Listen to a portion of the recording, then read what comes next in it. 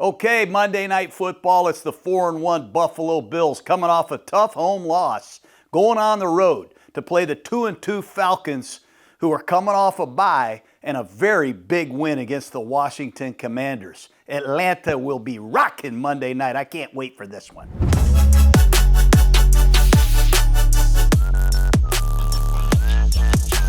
This Top of Mind is brought to you by Chevrolet. Football season is here, and whether you're grinding through the week or gearing up for kickoff, there's one ride that's always game ready, the Chevy Silverado. Built for the hustle, ready for the game. Silverado is America's most dependable full-size truck. Head to Chevy.com to learn more and build your own Chevy Silverado.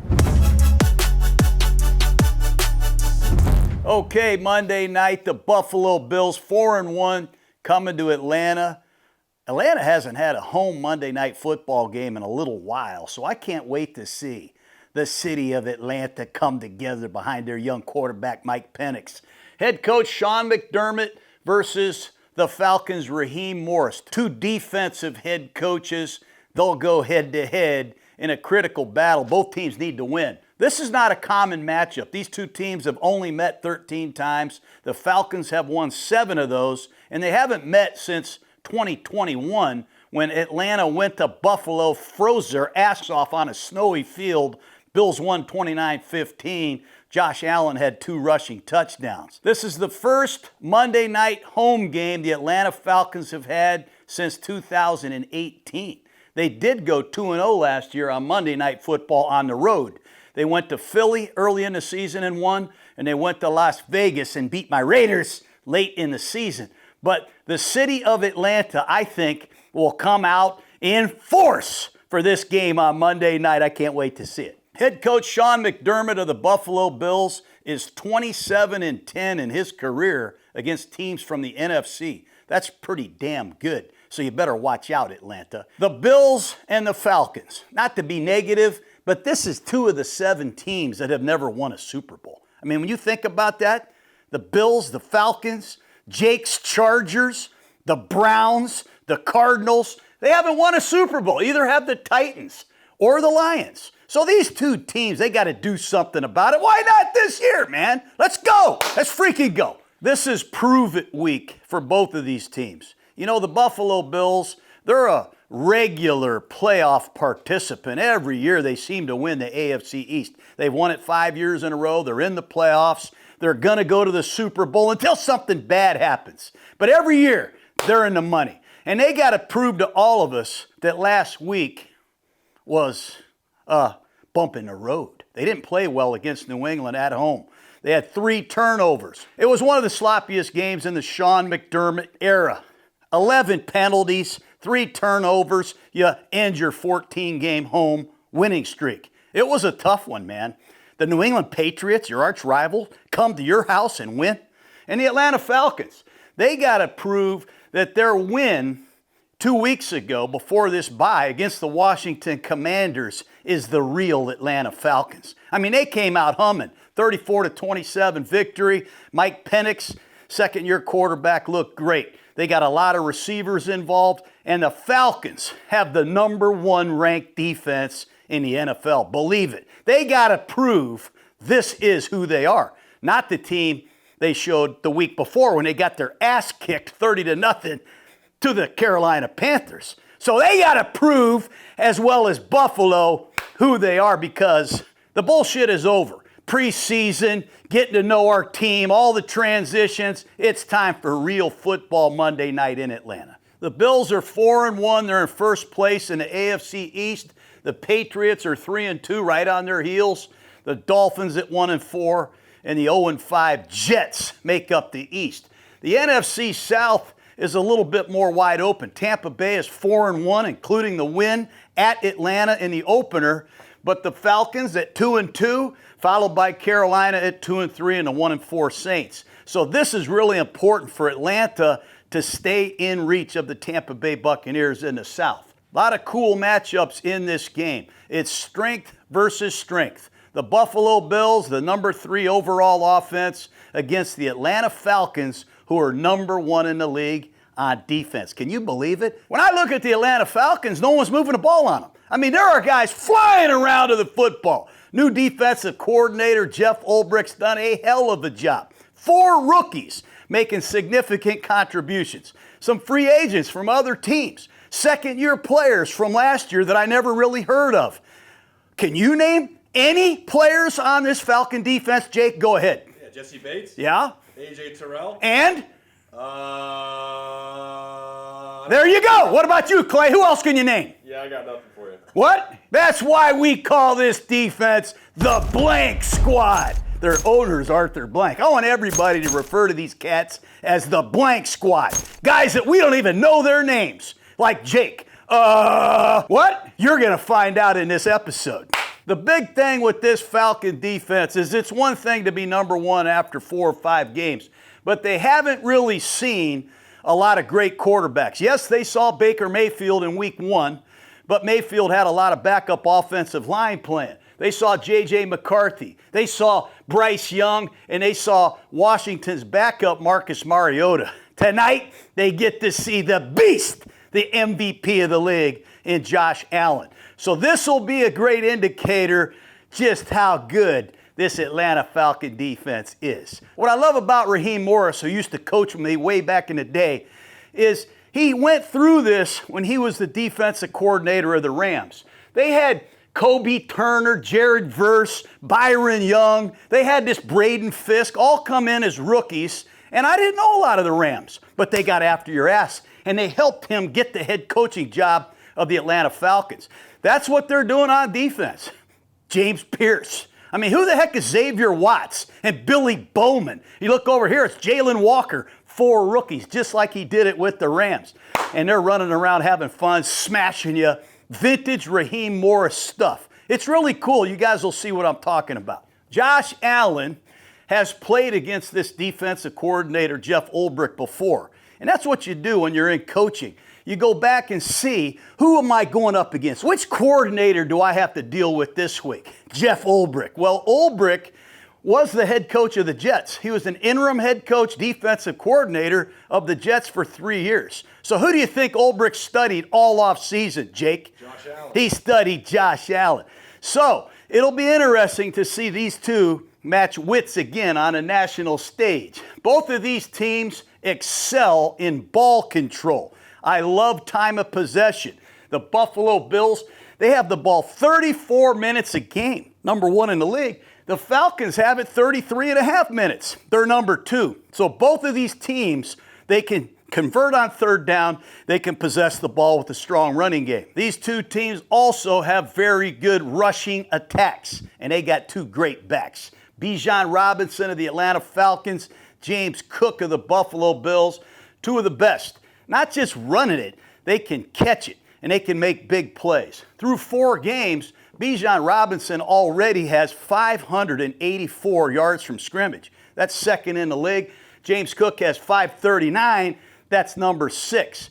Big play runners, big play receivers. These guys can really do a lot faking to set up some play action passes. I like backs that can get all-purpose yardage, rushing and receiving. I love guys like Marshall Faulk, Chris Johnson, LaDainian and Tomlinson, Christian McCaffrey. Our guy Josh Jacobs back in the day went over 2,000 rushing and receiving. It goes on and on. I love Tiki Barber. Don't you guys love Marcus Allen, Barry Sanders, guys that can run it and catch it? We got 2 of them in this game. You ever heard that song, Rocket Man, Jake? Yeah. Rocket Man!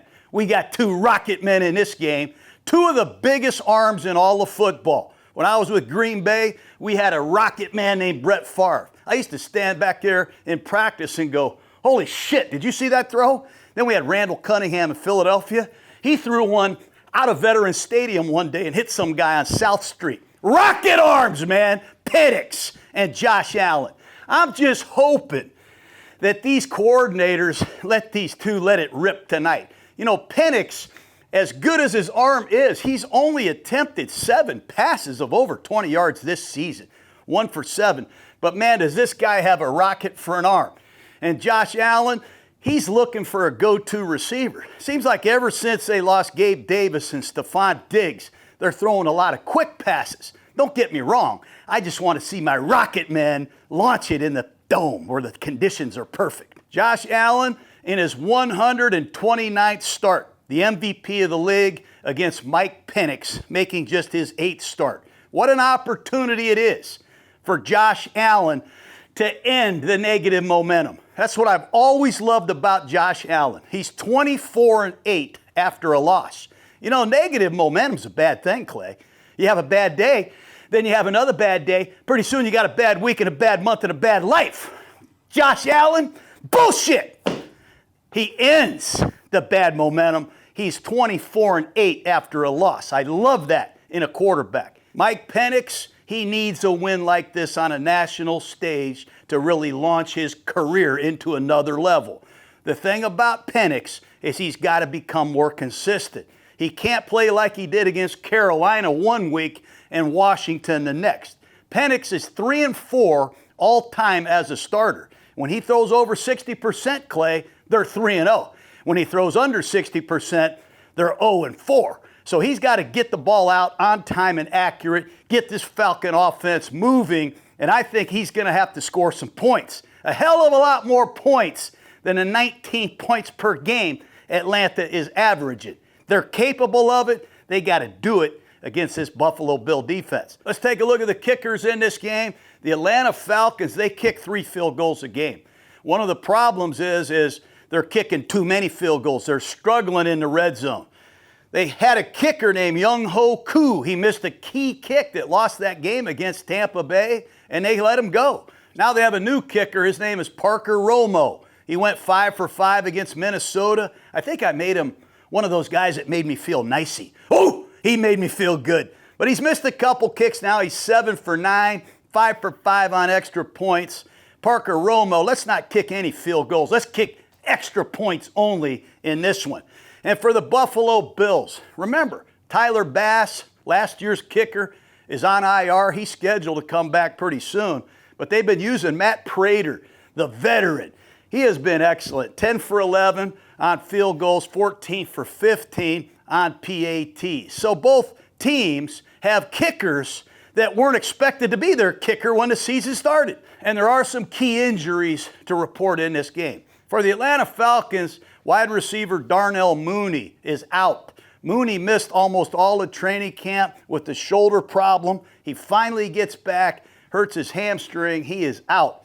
LaCale London, a defensive tackle who's really done some surprising things, he's out of the game. We don't know the extent of his injury, but the information we have is he is out. A.J. Terrell, their star corner, he's back. He practiced. He could be the starter against this Buffalo Bill offense, and that is a welcome home for the Atlanta Falcons. He's a hell of a corner, number 24. Billy Bowman, starting nickel, and Xavier Watts, starting free safety, 2 rookies, have some injuries, groin and ankle problems. They're both questionable, but expected to play. Now, there's some big news in Buffalo. They have been struggling without Ed Oliver, their star defensive tackle. They've missed the inside pass rush. They've missed his penetration in the running game. Ed Oliver was a full go on the practice field. He's expected to play. Dorian Williams, leading tackler last year, 115 tackles. He missed last week's game. They say he's going to play as well. That should give this Buffalo defense a real jolt, man. Matt Milano, linebacker, re-aggravated that injury last week against the New England Patriots. He is out. And T.J. Sanders, second-round draft choice, Ed Oliver's backup, he's out of the game. Those are 2 significant injuries. And Maxwell Hairston, make a note of that, Jake. Maxwell Hairston, number 1 draft choice from Kentucky, number 31, hasn't played yet. But he returned to the practice field. He is closing in on his return. And we must keep an eye on Dalton Kincaid, tight end of the Buffalo Bills. He's their leading receiver. He's over 100 yards last week against New England. He hurt that oblique. That can be a painful injury. He's questionable. And Curtis Samuel, who's been in and out of the lineup with injuries, is also questionable. So look up these injuries, get all the facts before you do anything. Let's get into it. This offense-defense matchup is brought to you by Fox One. On Fox 1, you can stream your favorite live sports. So you never miss that "did you see that" moment? That means Fox NFL Sundays are now on Fox 1. It's NFL Sundays all streaming live the way it was meant to be watched. It's also the best way to stay locked in on your action. Whether you're sweating your fantasy matchup, tracking a parlay, or riding the chaos live as it happens. I can't stand delays. I gotta watch things live as they happen, man. Start your 7-day free trial today. Offers are subject to change. Go to Fox 1 for complete terms and conditions. Okay, let's take a look at this Buffalo Bill offense against this Atlanta Falcon defense. It's been a while since we've talked about Buffalo. Offensive coordinator Joe Brady does a great job. It's a balanced offense. 50% run, 50% pass. It's like right down the middle. I used to crave that kind of balance when I was a coach. Now I crave other things, you know what I mean? The Buffalo Bills, the Indianapolis Colts, the Dallas Cowboys are the only 3 teams in pro football that are in the top 10 in scoring offense, total offense, rushing offense, and passing offense. And when you add that 50-50 balance to it, you can see why the Bills are hard to defend, especially when you got an MVP quarterback like Josh Allen, who's a beast. What's interesting about Buffalo is they're not a spread offense like a lot of these teams. Most teams use 11 personnel, 1 back, 1 tight end, 3 receivers all the time. When I watch Buffalo, they're using a lot of 2-back sets. They'll bring in a fullback, number 41, Reggie Gilliam. They'll go with 2 tight ends. They'll use Dawson Knox and they'll use Dalton Kincaid. And then they got a rookie, some 5th-round draft pick named Jackson Haas out of Georgia Tech. They'll play 3 tight ends and 13 personnel. So they're really attacking your base defense a lot more than most teams. And that's a change that you don't see often. I think Buffalo has really got to prepare themselves for the Atlanta Falcons blitz package. Jeff Ulbrich of the Falcons blitzes 44% of the time, far and away number 1 in the NFL. That's like 13% more than the Minnesota Vikings.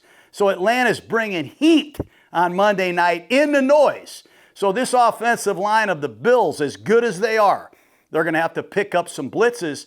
That involves James Cook, Ty Johnson. The running backs are going to be a big part of this protection plan as well. You study Buffalo against the blitz, it's been pretty good. It hasn't been great.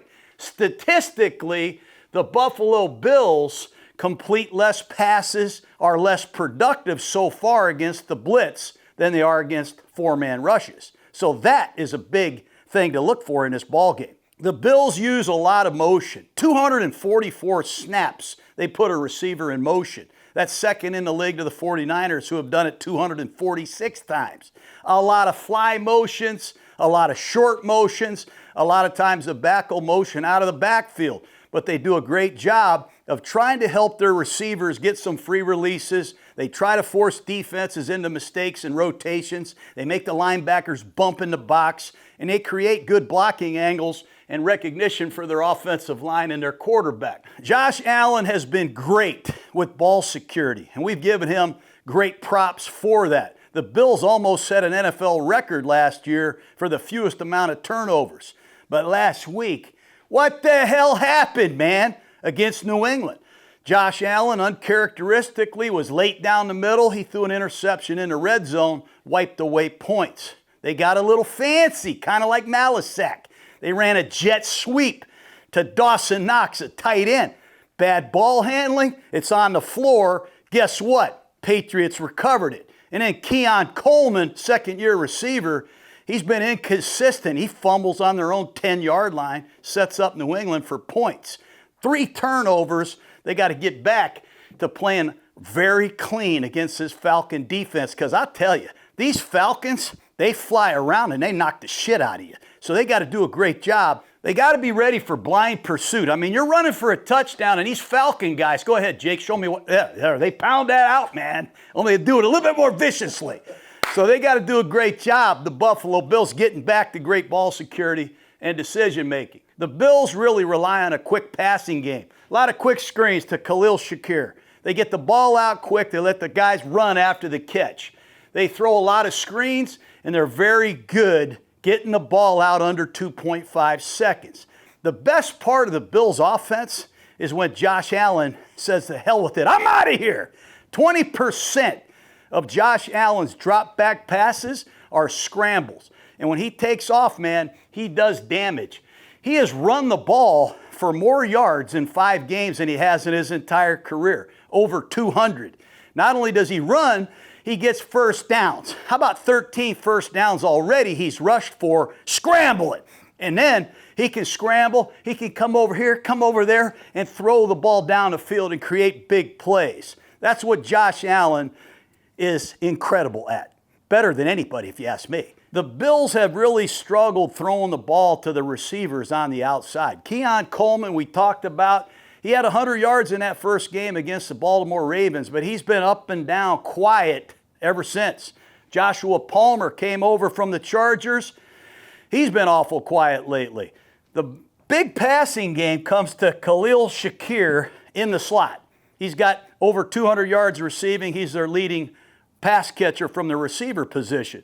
Most of the passing yardage is coming from the tight ends. Matter of fact, the Buffalo Bills have 395 yards receiving from their tight ends. That's number 1 in the league, man. Dalton Kincaid, let's hope he plays. He's got 287 yards already.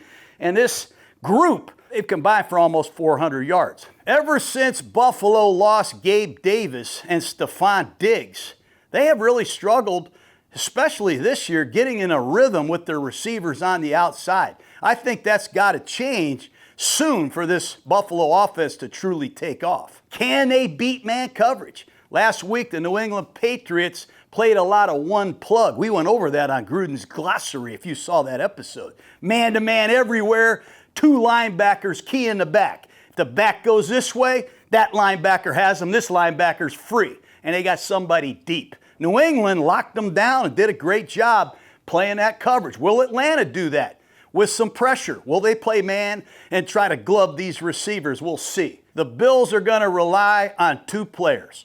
Josh Allen throwing it and scrambling, and are going to go to James Cook. James Cook, he is a pain in the ass to defend, man. He is really effective. A lot of people don't know this, but the majority of his damage comes between the tackles. He is not a little back. He might not be a big, tall, strong back, but boy, he busts tackles. He can make you miss, and he is a furious competitor, especially late in the game. This guy can finish your day, man. So the Falcons got to be ready for James Cook. Let's take a look at the Falcons defense. Jeff Ulbrich, in his first year, comes over from the Jets. Last year, Jimmy Lake and the Falcon defense struggled. They gave up 345 yards a game. Right now, they're giving up 244. 100 yards difference. Last year, they gave up a lot of yards passing. Right now, Atlanta is number 1 in the league in pass defense. So it's a credit to Ulbrich. He's come in here, they've added some talent, but they've also changed the work ethic. These guys are working their ass off. They're on a routine, man. You can just see it. Their preparation, their conditioning, their accountability, and their effort has skyrocketed compared to last year's tape from what I've seen. Credit to Ulbrich and his staff. Not only is Jeff Ulbrich and Raheem Morris 2 outstanding defensive coaches, they added Nate Ollie, defensive line coach from the Texans. And man, has he done a hell of a job. They added Mike Rutenberg. This guy's the pass game coordinator on defense. So it's a brain trust of men that has really come in here and improved the scheme and demanded effort, and the players have really come in and delivered, and they've added a lot of new talent. I call these guys the blank squad. Arthur Blank, you got it, he's the owner. A lot of people don't know their names. Can you name any Atlanta Falcon defenders, Clay? Not one. You see that right there? Well, you're going to find out. They have 4 rookies playing a significant role. They have a couple second-year players. A lot of people don't even know this, but Brandon Dorless, number 54, he is a son of a bitch in there on defense, man. He's doing a hell of a job. And they added some free agents. Floyd comes over. They bring in a couple other players like Divine Diablo, an old Las Vegas Raider. Who said all my draft picks were bad? When I look at the Falcons on defense, it's like the 3 Fs. You know, they're fast, man, and they're fresh because they play 9 different defensive linemen. Fast, fresh, and physical. They are physical. Is that an F, Jake? No, yeah, it is. They're really good tacklers. They don't give up a lot of bullshit plays. I know Xavier Watts missed a tackle last week on a long run by Washington, but other than that, they do a great job keeping the ball in front. And a lot of times when you freeze the projector, you'll see a guy on the other team with the ball. You might see 9 or 10 Falcons on the screen. They're all hauling ass to the football. It's a cult. It's a culture they've created, and it is fun to watch. This is the #1 blitz team in the league. We said that by far. And it's not just their blitzing, okay? It's the volume of heat. Caden Ellis from the inside. Caden Ellis from the outside. Double A's. Double trouble. I mean, they do a great job with 4-man overloads, predator blitzes, all kind of different things you got to prepare for and deal with. And when you execute the coverage behind it, it's a beautiful thing to watch. Last year, the Falcons had a horrible pass rush. They were poor. Grady Jarrett left town. Matthew Judon left town. They brought in a lot of new players and a new attitude and a new defensive line coach. And so far, the results have been great. But you can't judge your defense against anybody. You can only judge it against the best. Well, here it is. Josh Allen and this high-powered Buffalo Bill offense coming off of losses in town. It gets no harder than that. The Falcons are #1 in the league on third down defense, 34%, and they've only allowed 14 first downs per game. One of the reasons why the Falcons have such great time of possession is their ability to get off the field on third down. And they do it with pressure, blitzes, and outstanding coverage and effort and tackling. And it's been a great combination. The rotation of players on the D-line, it's incredible. You really got to have a media guide to see who the hell these blank squad guys are, man. They have 9 different players on their front that have played 25% of the snaps or more. They use a lot of different rotations. That's why I would be shocked if Josh Allen and Joe Brady don't use a no-huddle offense. I'd use a no-huddle offense, take the crowd out of the game, and take some of these substitutions out of the game and make some of these guys play a little bit more than they've been playing. Perhaps regulate Ulbrich and his scheme. The big thing with the Falcons is, can we stop the run against James Cook and company? They gave up 147 yards last week to the Washington Commanders. 48 of it was on a long run, 22 on a Mariota scramble. They've got to stop Cook, like New England did last week. Load the box, make Josh Allen throw the ball to some of these receivers he's not real comfortable throwing it against. The big thing the Falcons have done a lot of in the first 4 or 5 weeks of the season is they play a jam front, meaning they cover the center, they cover both guards, and they create a lot of one-on-one blocks, and they'll stunt the front. So that jam front, covering everybody, has a lot to do with creating pressure, making it hard to run the ball, and you got to be ready now to win in some one-on-one situations. Let's get into the matchups. For the Buffalo Bills, they have a very well-known offensive line led by Deion Dawkins, their Pro Bowl left tackle. He is arguably the best in the business. He did hurt that hand last week against the Patriots. We got to keep an eye on that. But Dawkins can pull, he can run block, he can pass protect with the best of them. He's outstanding. David Edwards at left guard. We got to keep an eye on Connor McGovern, number 66, the center of the Bills. He hurt his hand. He dislocated 2 fingers last week. How the hell do you snap the ball with 2 dislocated fingers? We got to keep an eye on that. We expect McGovern to play. He returned to the game and finished. He's a badass. Osiris Torrance at right guard and Spencer Brown at right tackle appears to be healthy. Remember, Spencer Brown missed the game. He came back last week, and in his absence, Ryan Vandemark took his place. But Spencer Brown, he is a mofo over there. He can pass protect, really move his feet, and cover up defenders. And these offensive linemen are going to have their hands full against the blank squad. They are led by number 96, Zach Harrison. He leads the team in sacks with 2.5. The ex-Ohio State Buckeye is a very good player. David Onyemata, number 90, will be the nose tackle. He's a run defender. I love Brandon Dorless, number 54, second-year player. He missed last season. He flashes as an inside rusher and as a run defender. They also have Leonard Floyd, ex-Chicago Bear, ex-49er. He comes in and gives them some pop. And they have 2 rookies that don't start but do play a significant role. James Pierce, number 27 from Tennessee, he's had 40 rushes. He has a half a sack and 8 pressures. He is a good young prospect. They use him in passing situations. Jalen Walker, number 11, high pick out of Georgia. They're still carving out a role for him. But when he plays, I feel his presence, man. He plays outside linebacker in their base. They use him as a sub-rusher, and he can get off the rock. So they got a couple rookies making contributions. Make a note here, Jake. Luke or Row. This guy's a hell of an inside rusher, number 98. He's got 72 pass rushes. He's got 8 or 9 really good pressures up the gut. He's a good player. And one of my other favorite players is number 17, Arnold Ebiketie.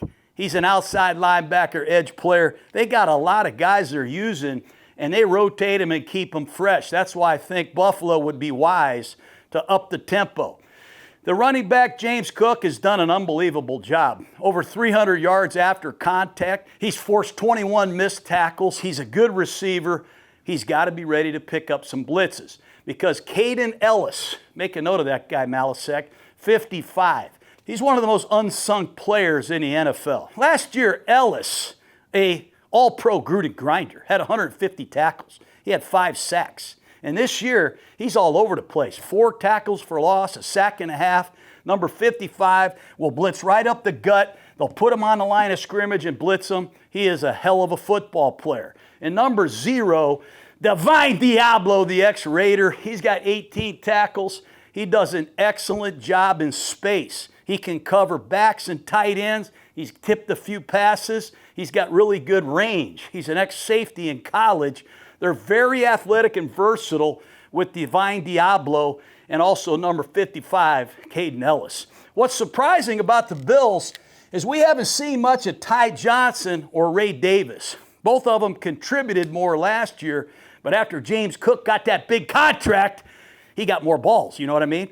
So far this year, Davis and Johnson have combined for 83 yards and 25 carries. But I think Ty Johnson is going to help Buffalo win this game by picking up blitzes and catching passes out of the backfield. Very important that we keep an eye on the blitz pickup in this game. The safety for the Atlanta Falcons, Jesse Bates, I call him the Bates Hotel because you go in, you never come out. Bates is the only guy in the league last year with 100 tackles, 4 forced fumbles, and 4 interceptions. He's a badass. He can play down in the box. He can play deep. He got great ball skills, great communication skills. He's a leader on the Falcon defense. The other safety is a rookie, Xavier Watts, number 31 out of Notre Dame. How the hell does he last until the 3rd round? He had 13 interceptions in 2 seasons. Key in the quarterback, has great anticipation and range. He did miss an open field tackle last week, but this man has 22 tackles, 2 interceptions. He's been a real difference maker in the middle of the Falcon defense. And the other rookie playing in the slot is number 33, Billy Bowman. He's not the biggest guy, but he might be the toughest guy because he's playing one of the toughest positions. He's come in here out of Oklahoma. He's got an unbelievable interception against the Vikings. He's forced the fumble. He's made 17 tackles. This safety man, Watts, and this nickel man, Bowman, they don't look like rookies. And if they get A.J. Terrell back at right corner, that is huge. Terrell's a guy I wanted to draft when I was in Vegas. Damn Falcons took him right before we picked. That's for another day. But A.J. Terrell, he's got great coverage skills. He's a very physical corner, and they would love to see him back on the outside. The other corner is Mike Hughes, number 21. He is another unsung hero of this defense. 2 great PBUs last week against the Commanders. Hughes is a very good tackler. And I like the matchups the Falcons have against these Buffalo receivers. So far, Joshua Palmer, number 5, has been very hit or miss. And over here, Keon Coleman, he's been a disappointment to me. He's the guy I predicted at the beginning of the year to have 1,000 yards easy. And he showed it in his first game. But he was suspended, didn't start last week. There was a team violation. couple weeks ago, he didn't start the game. Another team violation. We got to get it together, man. You got to become the attraction instead of the distraction, Keon. We got to get more out of you. You know, high maintenance, some maintenance. We need no maintenance. We got to get Keon Coleman to become the go-to guy of the Buffalo Bills. Are you with me, Jake? Yep. He's got 21 catches, 226 yards, 2 touchdowns, but he's been up and down, and that fumble last week at the 10-yard line are kind of a summary of this guy's season. So if he doesn't step up, I would think Joe Brady, Sean McDermott are going to go find somebody that will, because the trade deadline is looming, you know, and we got the MVP, number 17, who needs action over there. Very important. Khalil Shakir, he is the leading receiver of the receivers.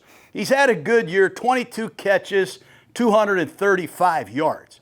But his route tree is like a lot of slots. It's bubble screens, quick screens, and option routes. And that's pretty much what Shakir runs. He had an unbelievable 45-yard run on a quick screen against the Saints. He is nasty quick. He will be tested by Billy Bowman, the rookie, so keep an eye on that. The big thing for the Falcons is what are we going to do with the tight ends of the Buffalo Bills? They have morphed into a team that uses tight ends, 12 and 13 personnel, and they are throwing the ball to the tight end. Specifically, Dalton Kincaid, the former number 1 pick out of Utah. He looks like everything he was advertised to be coming into Buffalo as a rookie. And he's running a lot of different routes.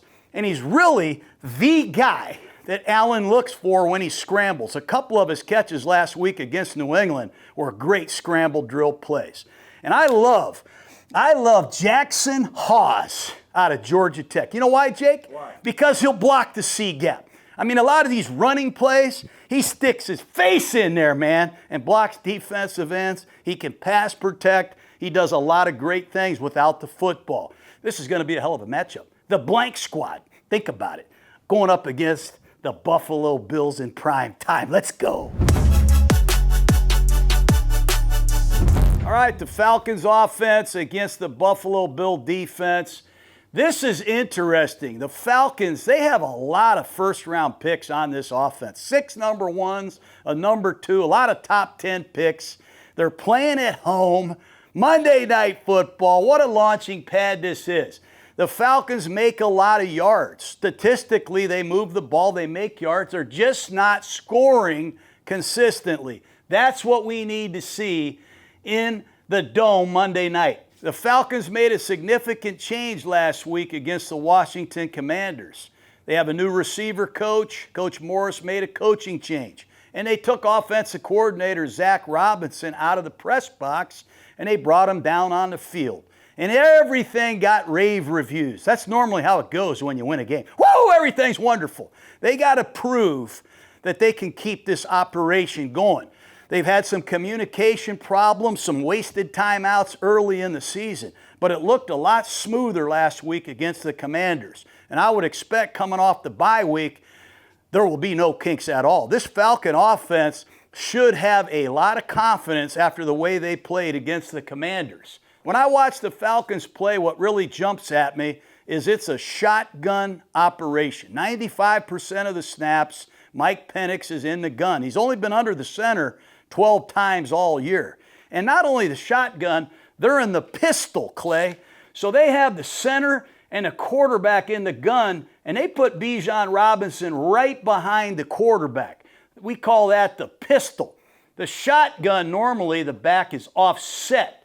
So they'll be in the shotgun with the back offset, but they're in the pistol quite a bit. And they have some tendencies, at least the ones I see when I look at the tape. Now, when you're in the pistol 48% of the time, you can put all those plays on a reel. And I say to you, Jake, it's 74% run. So when Bijan's behind the quarterback in the shotgun, we call it pistol. I want everybody at home to start yelling at the TV, watch the run, watch the run, watch the run. Now, when they get into the shotgun and they offset the back away from Penix, they're in the shotgun 47% of the time, and it's almost 85% pass. So when Penix is in the gun and the back is offset, watch the pass. When he's in the dot behind him, we call it the pistol. Watch the run. Knock on a grease board if you're with me. They've only been under the center 12 times, 11 times it's been a run. So I look at those tendencies. It doesn't mean anything really, but it does give you a pretty good indication, run or pass. The big thing with Mike Penix, and I love this guy. He's a rocket man. His arm talent is freaking awesome. I think he could throw the ball through a car wash and it wouldn't get wet. This guy can really rip it, man. It's a quick arm. He looks people off. He's got power in that arm, touch, trajectory. He's got anticipation. He's got it all. But I want more consistency. I want Penix every time he shows up to lay down the law, baby. When you watch him play against the Commanders, I swear, I go, holy shit, that's a Pro Bowl quarterback. That guy's winning Super Bowls. 20 for 26. 313 yards, 12 yards of play. He got everybody involved. Touchdown Pitts, touchdown Bijan, touchdown Drake London. It was the first time all three of those guys scored in the same game as Falcon. Shit, they're all top 10 picks. So is Penix. Let's have more of that. But he looked awesome last week. He looked confident. He really looked poised. And I love the Falcons quarterback coach. You know who it is, Jake?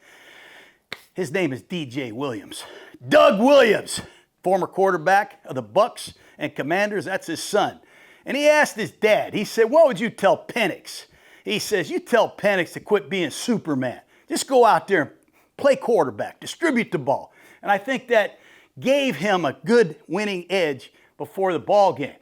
What I mean by consistency is you can't play that good against Washington and then go out there the week before against Carolina and go 18 for 36, 170 yards, throw 2 picks, one of them for a touchdown, and get your ass kicked. We got to continue to build blocks of consistency.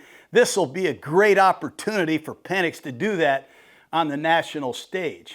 I think Penix is going to have another great fourth quarter to win this football game. Last week, I thought Drake May was awesome at the end of the game. He made an unbelievable play to start the drive.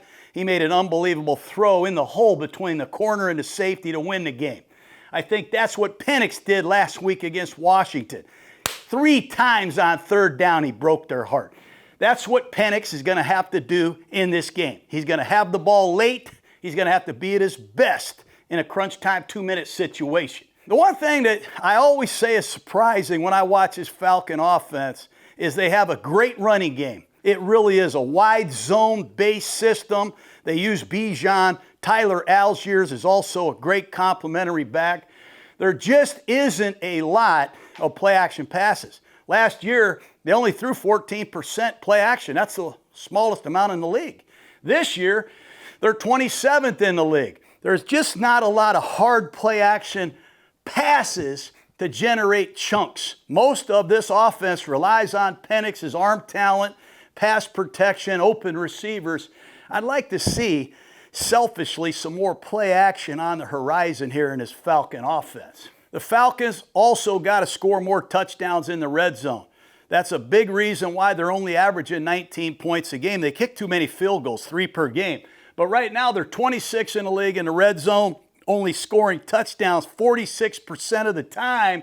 And they're just not scoring enough touchdowns, period. Every time you get the ball, every possession, the Falcons only score a touchdown 15% of the time. That's last in the league. They got to take that ball and go all the way down the field and score touchdowns, I think, to beat the Buffalo Bills. They got to have better play selection and better execution in the red zone to win this football game. Mark that down. Let's take a look at the Bills' defense. They are going to welcome the return of Ed Oliver. He's their best inside player by far. Ed Oliver, you could say, won the game for the Bills against the Ravens in the first game. He had 6 tackles, 3 TFLs, a sack, and he's the guy that stripped Henry late in the game. He hasn't played since. So they need that inside pass rusher for Bosa and for Rousseau coming off the edge. That inside pass rush has been huge for the Bills for the last 6 years. Getting number 91 Ed Oliver back, it is a huge upgrade for the Bills. But they're missing TJ Sanders, his backup. second-round pick. They're going to be missing Matt Milano, a starting linebacker. They still have some injuries to overcome. Think about this. You want a positive, Clay? You want to hear something positive? Yeah. In 2 more games, the Buffalo Bills open the door to welcome Larry Ogunjobi, a big stud defensive tackle, and Michael Hoyt, another edge rusher, outstanding veteran player. These guys are suspended for the first 6 games. So in a couple weeks, with the return of Ed Oliver, getting these veterans back, the Buffalo Bills will become full strength. But even with the injuries, the Bills have 13 sacks, 9th in the league. They're in the top 15 in pressure rate, so it hasn't been a lost cause. They've got great contributions from the ex-Charger Joey Bosa. Joey Bosa has caused 4 fumbles. He lines up on the left, on the right. Bosa's a pain in the ass. The Bills will play a lot of coverage against Mike Penix. Zone coverage. They rarely play man-to-man, and they're not a big blitz team, but they will disguise coverages. This free safety in the middle of the field, he'll make it look like it's single high. On a snap of the ball, he'll roll over here into split safety coverages. They'll start in split safeties, and right before the ball snap, the safeties will rotate into a single high.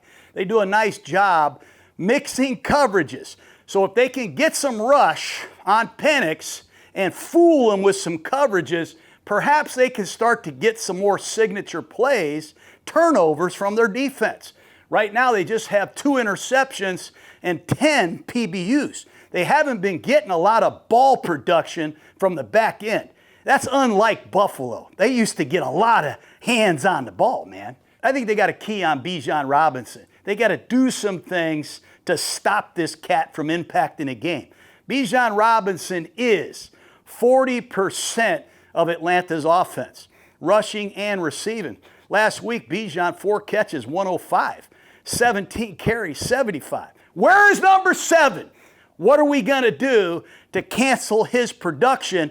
You're not going to take all of it away, but we got to minimize the damage when it comes to Bijan Robinson. The run defense has been a real problem for Buffalo this year. Now, it was better last week against the New England Patriots. Only 71 yards allowed, 3.2 yards a rush. And they gave up a couple fake 62 flips on the perimeter. That was it. They played a lot better. But so far this year, when you look at it, they've given up 27 runs of 10 or more yards. That's tied for the number 1 total in the league, tied with Miami. That ain't good. They got to do a better job stopping a run. 146 yards a game, 5.6 yards a carry against Bijan Robinson and Tyler Algiers. Woo, not good. They got to do a much better job. Let's take a look at the matchups. The offensive line of the Falcons, they started the season with a lot of continuity. Jake Matthews, he's played 13 years, hell of a player, left tackle. At left guard, Matthew Bergeron, 2nd-round pick. Ryan Newsel took over at center for Drew Dahlman, who left. Newsel started the last half of last season. He's a solid player. Chris Lindstrom, 63 at right guard. Take a look at him. He's been to 3 straight Pro Bowls. He's going to go to number 4 if he keeps doing what he's doing. He hasn't given up a sack yet. And we got to take a good look at Elijah Wilkerson. He's the new right tackle. Caleb McGrary, the starter, got hurt early this season. Wilkerson has walked in here and played well. The ex-Denver Bronco, positive guy, man. Everybody loves the juice that Wilkerson has. But I got to ask you this. Are you ready for Joey Bosa? The Buffalo Bill pass rush, really, it's been Joey Bosa that pops off the screen to me. He plays 57% on the right side, 43% on the left side. He's looking for a candy bar to take a bite out of. I know Bosa, great get off. He's got the great speed rush. He can really counter with the spin, and he's got a knack for forcing fumbles. Boy, he used to piss me off. I still have nightmares of Bosa. They got to have a plan to help Wilkerson against number 97. And I still love Greg Rousseau. I still think Rousseau's waiting to come out and have an explosion game. Very good run defender, number 50. Very good rusher. I think Rousseau is primed for a big game. He had a couple great plays early in that game last week against the Patriots. Inside, Ed Oliver, how much can he play? What is his conditioning? I have to assume he's 100% ready to rumble. That's just how Ed Oliver plays. Don't give me this bullshit. Put him on a pitch count. That's not how Ed Oliver rolls, man. This guy goes 111 miles an hour, and that's just how he rolls. I love watching him play. Oliver, Rousseau, and Bosa need big-time games in this one in prime time, and that's normally what they deliver. Daquan Jones has played a lot of snaps the last couple weeks because of the injuries. He plays 73% of the snaps. I think his role will decrease a little bit, more of a run stuffer, if you ask me. I also love 57, A.J. Epinesa. He closed out the Saints a couple weeks ago. Nobody plays with much more effort than him. He's a hell of a football player. They have a young defensive tackle, draft pick out of Kentucky named Walker. You can't miss him. He's about 8 feet tall. This guy's a monster. He wears number 96. His pad level's getting better, but it's still high. Not much of a rusher, but Walker and Jones will be the key run stuffers inside. It'll be Rousseau, Epinesa, and Bosa screaming off the edge. The receiver that the Bills got to deal with is Drake London. He's the wideout that Penix is looking for. He leads the Falcons, 24 catches, 269 yards. He went off last week, 8 for 110. The thing about London, he can play Z on the strong side, he can play X on the weak side, and they love to put him in the slot. When they're looking to throw the ball, they're going to move London wherever the hell they need him to be to become the primary receiver. So all these corners have to be ready to stop number 5. The number 2 receiver for the Falcons used to be Darnell Mooney. He was close to 1,000 yards last year, just 7 catches and a bunch of injuries so far this year. They've been using Casey Washington, number 82. He returned last week with a couple catches against Washington, but he missed a couple games with a concussion. And I don't know where Ray McLeod has been. His production has fallen off dramatically this year. He had a big year last season. But right now, he's more of a diversion than a primary receiver. They got to deal with London at all times. And I'm sure Sean McDermott and his Buffalo defensive staff is aware of that. The other guy that's come back to life is number 8, Kyle Pitts. Great guy out of the University of Florida. We've had him in here at the FFCA. He's got 20 catches, 205 yards. It's not just the production catching the ball. It's the routes. It's the snapping out of it at the top. It's being quarterback friendly, sitting down against zone, staying on the move against man, blocking in the running game, combination blocks between the tackle and tight end. He's more engaged. He's looking better than he has in the last couple years. So when Penix throws it, London, number 5, Pitts, number 8, and the most important part of this offense, as I said, is Bijan Robinson. Robinson just doesn't play running back. They play him in the slot. They'll move him all over in these empty backfield sets and throw him passes. He is a great receiver, and I love the backs of these Atlanta Falcons. I call them the Atlanta rhythm section, you know. I'm so into you. God, I love Algiers. He comes off the bench, and he's like a shit-eating wildcat, man. He runs hard. He runs possessed. And Bijan, he's a game changer. They also have another tight end, if you're interested at home, named Charlie Werner. Take a look at this, Jake. They put him over here in the pistol. There's Bijan in the pistol behind Penix, and they'll put Pitts over here at tight end, and they use this Charlie Werner guy as kind of an H-back, fullback. I don't know what he's doing back there, but they run this wide zone, and they use all the combination blocks at the point of attack and on the play side that everybody uses. But it's Charlie Werner on the back side. A lot of times it looks like he's entering the A gap, and they kind of zone it off. If that Bergeron starts to the inside and that defensive tackle stays outside, Werner will block the tackle and the guard will come up for the linebacker. Jake Matthews, he just kicks out the backside end. The next time, if Bergeron starts inside and the tackle crosses his face, I see Werner come up to block the linebacker. They do a great job on the backside, allowing Bijan to press it and cut it back. It's very creative, interesting, cutting-edge stuff. I'm learning something here. I freaking love it. Let's take a look at this Buffalo secondary real quick. At right corner has been Tre'Davious White. Now, Tre'Davious White was a Buffalo Bill. He left. He became a Ram. He became a Raven. He had a terrible knee injury, terrible Achilles. It's been 17 games since. He is a pro's pro, a real badass. He struggled last week. He had the interference call in the end zone. He was playing cover 2. He got fouled for a critical penalty. Stephon Diggs returned to Buffalo, and he made some plays against White. But I expect him to respond, man. They also have number 31, Maxwell Hairston, their first-round pick. Come on, Maxwell! Hadn't played yet. He's been hurt. Will he play? When will he play? And how much will he play? I would expect Tre'Davious White to be the right corner. Christian Benford, number 47, one of my favorites, is the left corner. You know, all these stats that people talk about, Jake, he's given up 4 touchdown passes. Bullshit. I watched the 4 touchdowns. One of them was against the Saints. They ran kind of a gadget play, and a free safety was out of position. I don't even think it was his play.